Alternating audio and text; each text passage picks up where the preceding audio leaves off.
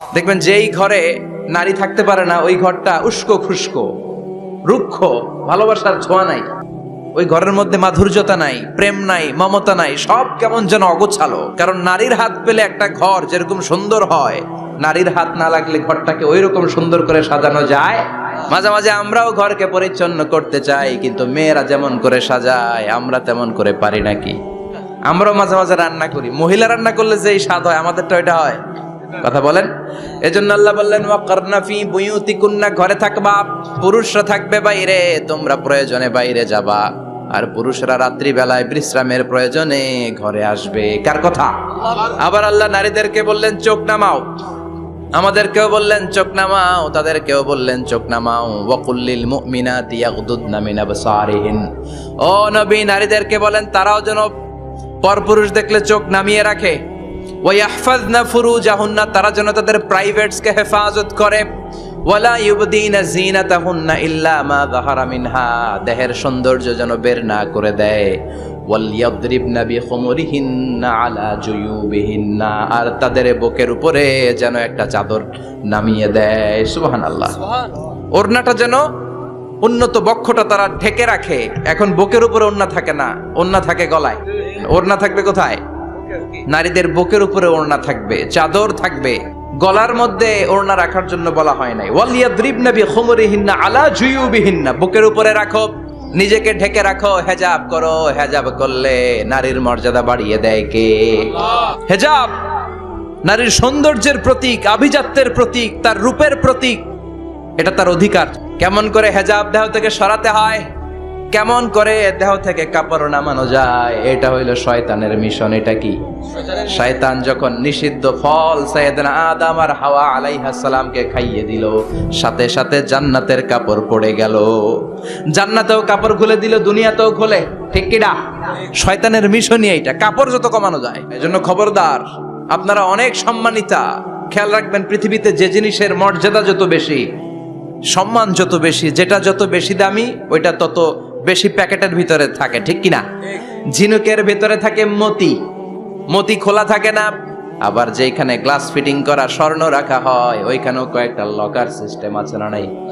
ঘরে যখন আমরা অর্নামেন্টস রাখি, গহনা রাখি, ঘরের সবচেয়ে গোপন কক্ষের ভেতরে, গোপন আলমারির ভেতরে, গোপন সিন্ধুকের গোপন ড্রয়ারের ভেতরে কয়েকটা তালা মেরে স্বর্ণ রাখি। যেরকম ঠিক কিনা? হেজাব যারা করে তারা বিপদে পড়ে না, কারণ হেজাব করলে এক একটা নারীকে জান্নাতের হুর পরীর মতো লাগে। ঠিক কিনা? সম্মানে মাথাটা নিচু হয়ে আসে, তাকাতে গেলেও ভয় লাগে। আল্লাহু আকবার, কি সম্মান আল্লাহ দিলেন! এজন্য আমার মায়েরা, বোনেরা, আপনাদের সম্মান রব্বুল আলামিন হেজাবের ভেতরে রেখেছে। হেজাব হচ্ছে আপনার সিকিউরিটি। হেজাব কি? এটা আল্লাহর দেয়া আপনার জন্য সিকিউরিটি। আপনি আপনার সিকিউরিটিকে নষ্ট করতে পারবেন? এজন্য ইসলাম বলে খবরদার, নারী যদি কোনো দূরের জায়গায় সফর করে, দূরের রাস্তায় সফর করে, নারী যেই তো সম্মানিত, একা একা কোনো নারী যেতে পারবে না। সিকিউরিটির দরকার আছে না নাই? বডিগার্ডের দরকার আছে না নাই?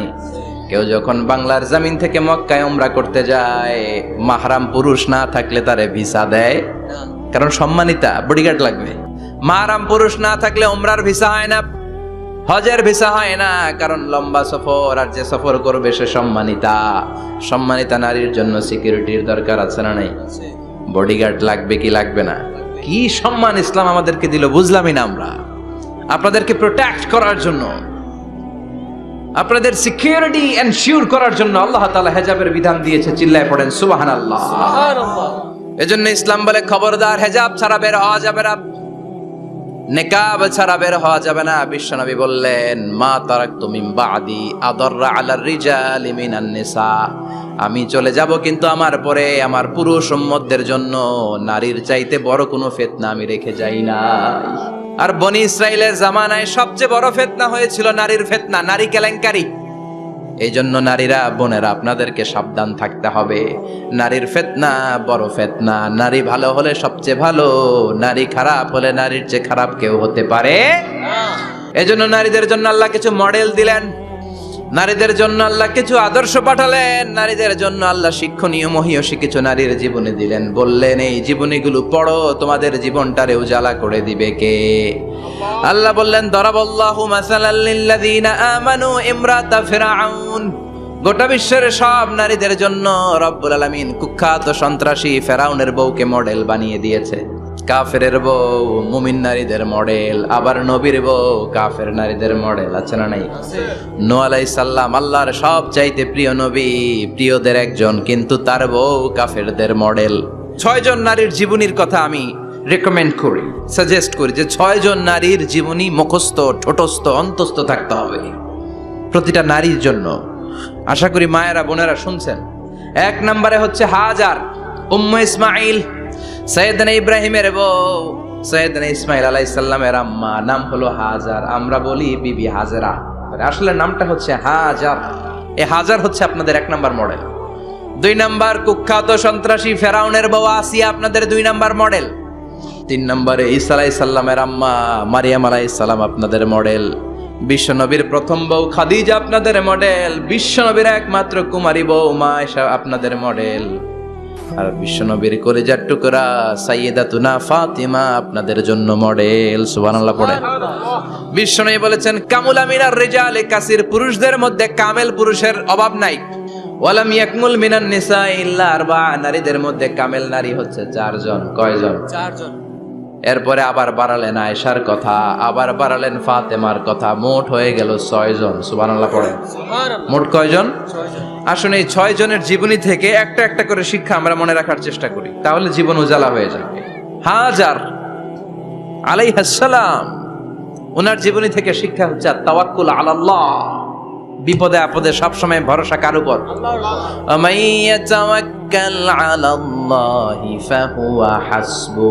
যে ব্যক্তি আল্লাহর উপর ভালো করে তাওয়াক্কুল করে, একমাত্র আল্লাহই তার জন্য যথেষ্ট হয়ে যায়। হাজার আলাইহিস সালাম, ওনার জীবনী থেকে শিক্ষা হচ্ছে আল্লাহর উপর তাওয়াক্কুল। সাইয়েদনা ইব্রাহিম আলাইহিস সালাম সাইয়্যিদাতুনা হাজারকে নিয়ে, দুধের বাচ্চা ইসমাইলকে নিয়ে মক্কার মরুজমিনের মাঝখানে রেখে আসলেন। মানুষ নাই, প্রাণী নাই, খাওয়ার পানি নাই, কেউ নাই, একটা মাত্র পানির মশক। একটা মশকের ভেতরে সামান্য কিছু পানি। দুধের বাচ্চা ইসমাইলকে নিয়ে সাইয়্যিদাতুনা হাজার দাঁড়িয়ে রইলেন। কোনো কথা না বলে বিবি আর বাচ্চাকে রেখে চলে যাচ্ছেন।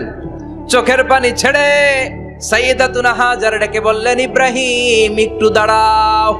কথা নাই, বার্তা নাই, কিছুই বললা না। কি আমার অপরাধ? কেন এই ধুধুমরু প্রান্তরে আমাকে দুধের বাচ্চাটারে রেখে গেলা? শুধু একটা কথাই জানতে চাইবো, এই যে আমাদেরকে রেখে পাষণ্ডের মতো তুমি চলে যাও, এটা কি তোমার নিজের ইচ্ছায় নাকি আল্লাহর ইচ্ছায়?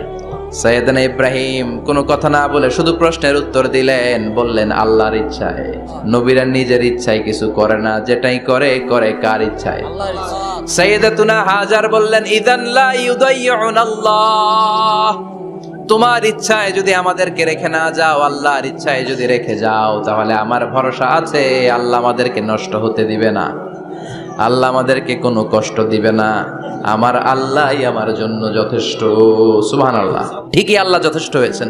এই মহিলাকে দিয়ে মক্কা আবাদ হয়েছে। মক্কায় কোনো মানুষ থাকতো না, এখন মক্কায় গেলে জায়গা পাওয়া যায়। 25 লক্ষ লোক আমরা হজ করেছি এবার। প্রতিদিন 3 লক্ষ 4 লক্ষ মসজিদুল হারাম একসাথে জামাত। জুমার নামাজের দিন 5 লক্ষ 7 লক্ষ 10 লক্ষ হয়ে যায়। এতগুলো মানুষ আগে ছিল না। সব হলো সাইয়্যিদাতুনা হাজারের ইমানের ফসল। সুবহানাল্লাহ। ইমানের পরীক্ষা দিতে লাগলেন। একদিনের ব্যবধানে খাওয়ার পানির মশকের পানি শেষ।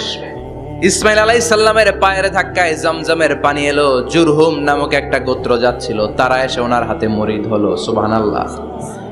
তারা এসে বলল আমাদেরকে শুধু জমজমের পানি খেতে দেন, আপনি যা বলবেন সব আমরা মেনে নিলাম। শুরু হলো মক্কার আবাদ।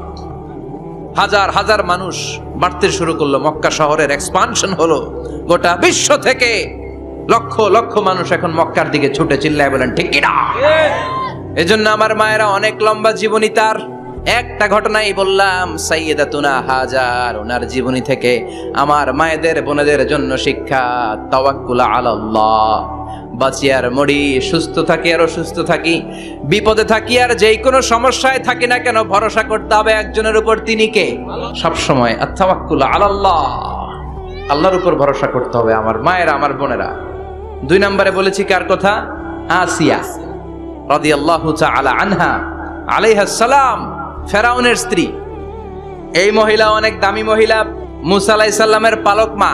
নিজের সন্তান ছিল না, সাইয়েদনা মুসা আলাইহিস সালামকে লালন পালন করেছেন। গোপনে গোপনে মুসা আলাইহিস সালামের উপর ঈমান এনেছেন। গোপনে গোপনে রাত্রিবেলা তাহাজ্জুদ পড়ে চোখের পানি ছেড়ে চাইতেন কার কাছে? ফেরাউনের বউ আর ফেরাউনের ফিনান্স মিনিস্টার, অর্থমন্ত্রীর বউ, 2 জন লুকিয়ে কালিমা পড়ে মুসলমান। ফেরাউন কিছু জানে না। সুবহানাল্লাহ। কি আল্লাহর খেলা! ফেরাউন লক্ষ লক্ষ বনি ইসরাইলের ছোট্ট বাচ্চাকে জবাই করেছে একটা বাচ্চাকে ঠেকানোর জন্য। নাম কি? মুসা। আর ফেরাউনের ঘরে আল্লাহ মুসাকে বড় করলেন। কোন সুবহানাল্লাহ। ফেরাউনের বউ আসিয়া, অর্থমন্ত্রীর বউ, 2 জন মিলে ফেরাউনের কাছে ঘটনা পৌঁছে গেল, খবর পৌঁছে গেল। ফেরাউন ডেকে পাঠালো। দুধের বাচ্চাকে নিয়ে ফেরাউনের অর্থমন্ত্রীর বউ হাজির। কুখ্যাত সন্ত্রাসী ফেরাউনের নিজের বউ আসিয়াও হাজির। ফেরাউন বলে, এক আল্লাহর উপর কুফরির ঘোষণা দে, আল্লাহকে ভুলে যা, আমার পায়ের সামনে সেজদা দে, আমি মাফ করে দেব। আসিয়ার এক কথা, জীবন যাবে কিন্তু ঈমান যাবে না। ফেরাউনের অর্থমন্ত্রীর স্ত্রীরও এক কথা, যে আল্লাহর কাছে আমরা মাথা নত করেছি, পৃথিবীর কোন শক্তির কাছে ওই মাথা নত হতে পারে না। ফেরাউন বলল, তাই নাকি? দেখি তোদের ঈমানের পাওয়ার কত বড়। অর্ডার করলো বিশাল বড় পাতিল নিয়ে আসো, কড়াই নিয়ে আসো, কড়াই ভর্তি তেল গরম করতে শুরু করো। টকবক টকবক করে কড়াইয়ের মধ্যে গরম তেল। ফেরাউন বলে, ও অর্থমন্ত্রীর স্ত্রী, তোমারে অনেক ভালো জানতাম, এখনই আমার পায়ের সামনে সেজদায় লুটিয়ে পড়ো, আল্লাহরে ছাড়ো, আমি তোরে ছেড়ে দেব। এক কথা, আল্লাহর সামনে মাথা নত করেছি, কারো সামনে করব না। ফেরাউন অর্ডার দিল, এই মহিলার দুধের বাচ্চাটারে টান দিয়ে আন, টকবক তেলের মধ্যে, কড়াইয়ের মধ্যে গরম তেলের মধ্যে ছেড়ে দে। মায়ের চোখের সামনে দুধের বাচ্চাকে গরম তেলের মধ্যে ছাড়ে। হিসাবটা কি সহজ নাকি? কথা বলেন। চিৎকার দিয়ে মা কেঁদে ওঠে, ছেড়ে দাও। ফেরাউনের নির্দয় অন্তরে দয়া হয় না। দুধের বাচ্চাটারে তেলের মধ্যে ছেড়ে দেওয়ার পরে মুহূর্তের মধ্যে ছেলেটা রোস্ট হয়ে যায়। সে বলে, ফেরাউন, গোটা পৃথিবীটারে এক পাশে করতে পারবি, কিন্তু আমার মাথাটা তোর পায়ের সামনে নোয়াতে পারবি? ফেরাউনের অর্থমন্ত্রীর ওই স্ত্রীকে বাচ্চার পরে ওই তেলের মধ্যে ঢেলে দেওয়া হলো। ওই মহিলাটাও রোস্ট হয়ে যায়। বাকি রইল ফেরাউনের বউ আসিয়া। আসিয়া কিন্তু দৃশ্যটা দেখেছে, চাক্ষুষ মৃত্যু দেখেছে 2 জনের। ফেরাউন বলে, আসিয়া, কত অন্তরঙ্গ সম্পর্ক আমাদের, আজীবন কত ভালোবাসা ছিল, কত খুনসুটি ছিল, কিন্তু আমার পায়ের মধ্যে সেজদা দিয়ে প্রমাণ কর তুই আমারে ভালোবাসিস।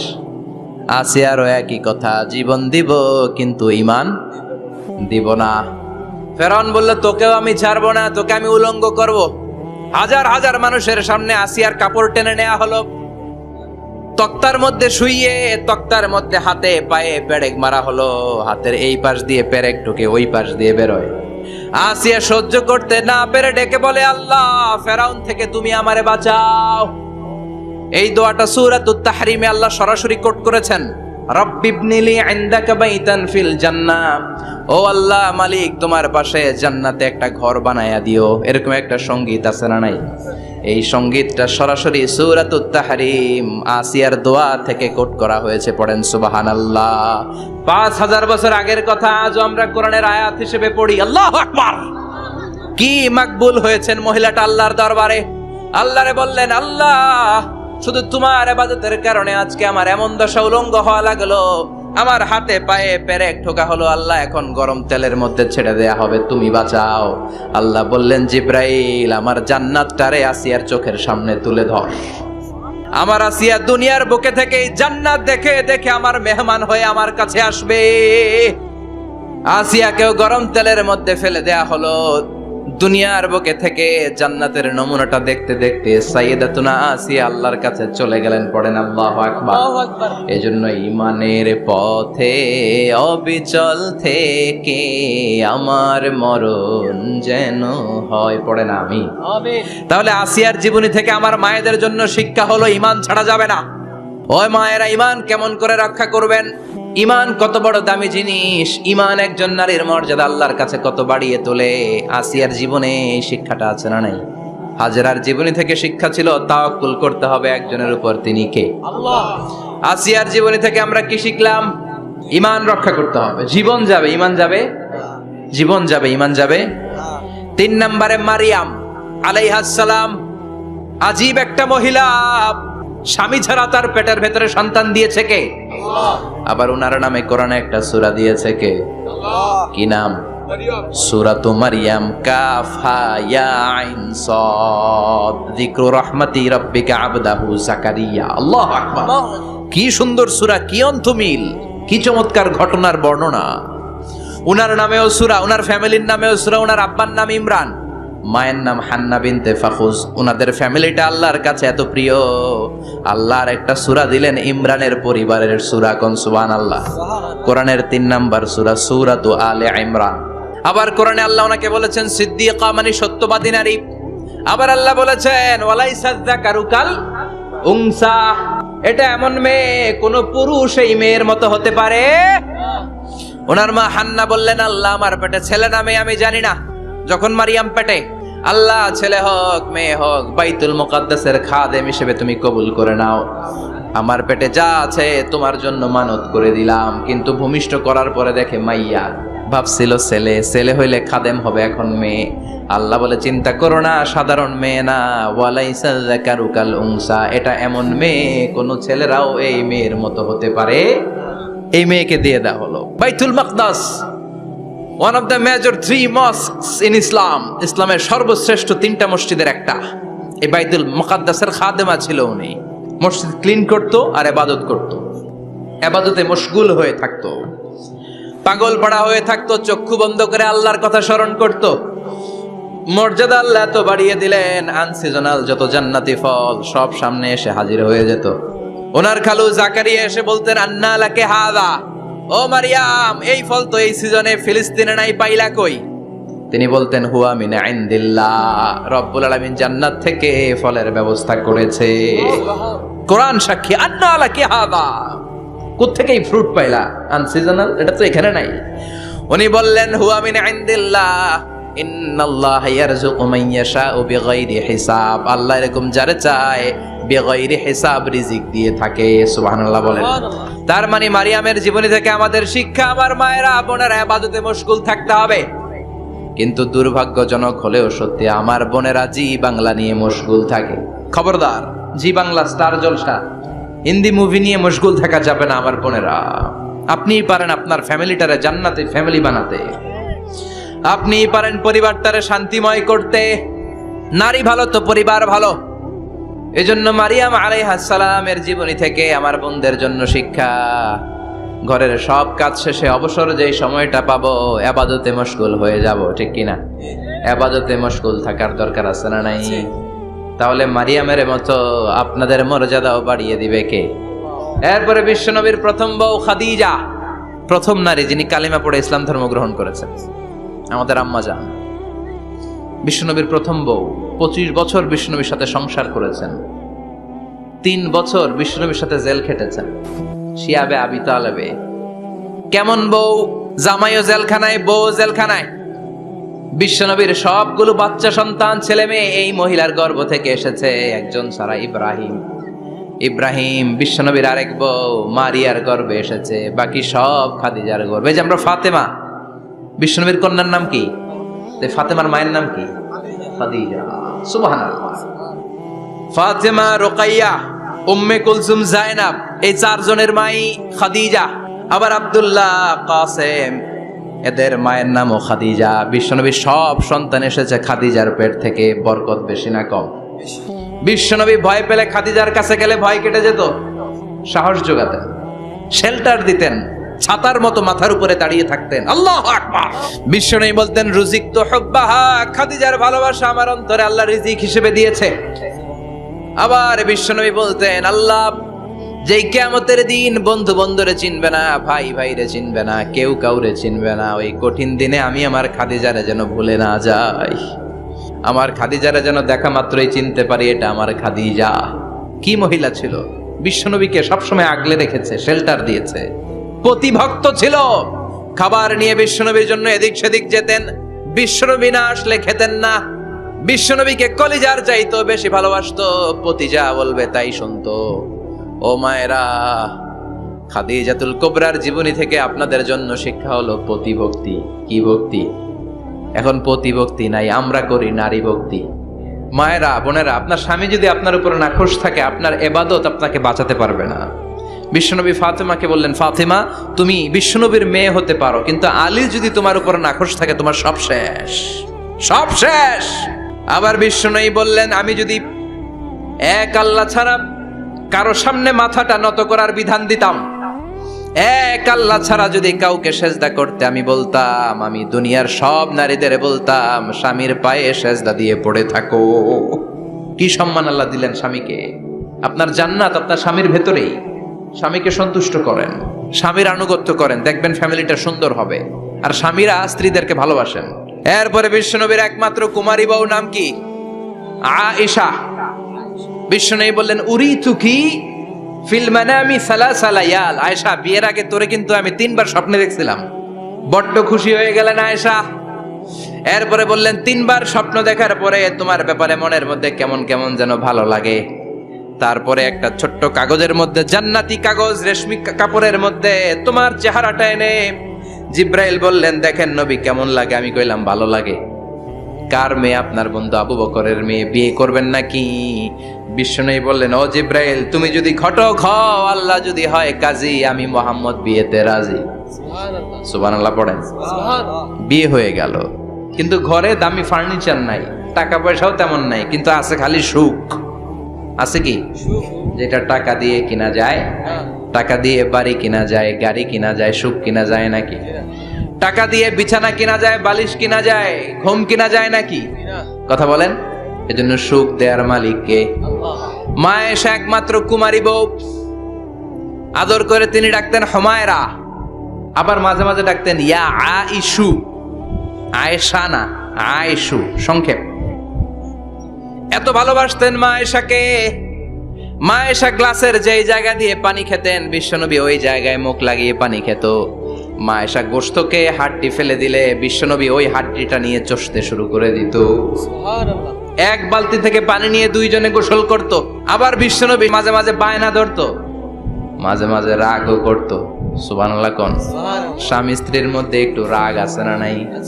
রাগ থাকলে ওইটারে আবার ভালোবাসায় পরিণত করে দেয় কে? রাগ না থাকলে ভালোবাসা তো ভালোবাসাই না। রাগ থাকতেই হবে, তাইলে ভালোবাসার মর্ম বোঝা যায়। চিল্লায় বলেন ঠিক কিনা? মাঝে মাঝে মা আয়েশা রাগ করতেন। বিশ্বনবী বলেন, আয়েশা কখন তুমি রাগ করো, কখন তুমি আমারে ভালোবাসো আমি বুঝি। সুবহানাল্লাহ পড়েন। মা আয়েশা বললেন, কেমনে বোঝেন? বিশ্বনবী বললেন, যখন তুমি রাগ করো তখন নামাজের পরে দোয়ার মধ্যে বলো, ও ইব্রাহিম আলাইহিস সালামের আল্লাহ, আপনি আমার উপর দয়া করেন। তার মানে তুমি রাগ করে আছো, আমার নাম নাও নাই। আর যখন আমার উপর খুশি থাকো, নামাজের পরে দোয়াতে বলো, মুহাম্মদ সাল্লাল্লাহু আলাইহি ওয়াসাল্লামের আল্লাহ, আপনি আমাদের উপর রহমত করেন। তার মানে খুশির সময় তুমি আমার নাম নাও, রেগে গেলে অন্য নবী দেয়া দোয়া সাইরা দাও, রেগে গেলে আমার নামটা নাও না। মা আয়েশা বলে, নবী গো, আমি তো শুধু নামটাই মুখ দিয়ে নেই না, কিন্তু কলিজা থেকে তো আপনারে বাদ দিতে পারি না।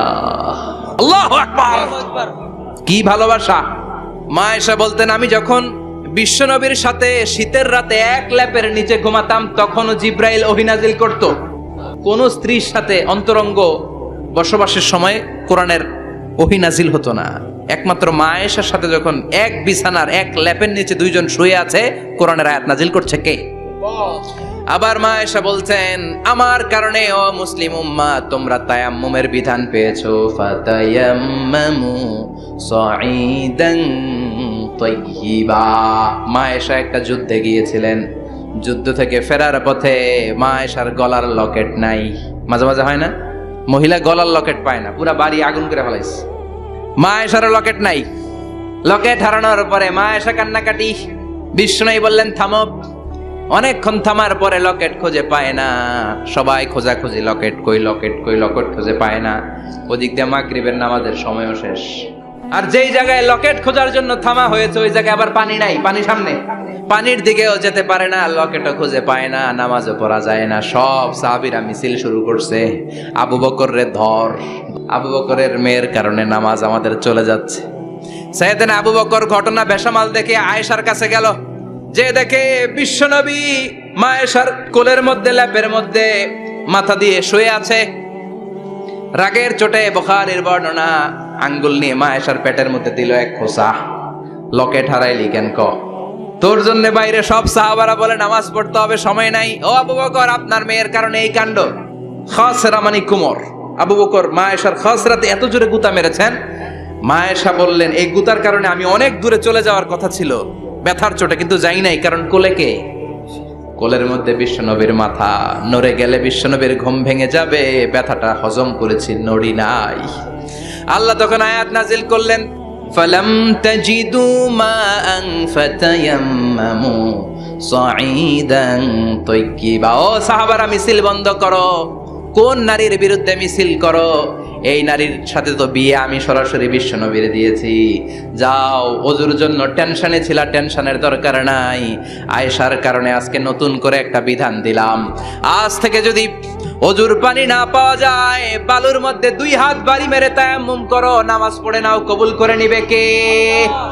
মা আয়েশা বলতেন, আমার কোলে মাথা রেখে বিশ্বনবী শেষ নিঃশ্বাস ত্যাগ করেছে, আবার আমার ঘরের মধ্যেই বিশ্বনবীর কবর। সুবহানাল্লাহ। বিশ্বনবীর কবরটা কিন্তু মা আয়েশার ঘরের মধ্যে। এখনো বিশ্বনবীর কবর যেই জায়গায়, এই জায়গায় মা আয়েশার ঘর ছিল। সুবহানাল্লাহ। কোন ফ্যামিলির হাদিস বর্ণনার জন্য মা আয়েশাকে আল্লাহ তাআলা বিশ্বনবীর ট্যাপ রেকর্ডার বানিয়ে পাঠিয়েছেন।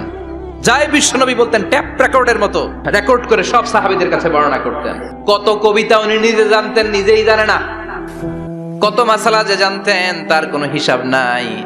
ইলমুল ফারায়েজ, বাপ মরলে ছেলে মেয়ে থাকলে কে কতটুকু সম্পদ পাবে, মা আয়েশার চেয়ে এই বিধান মদিনায় কেউ জানতো না।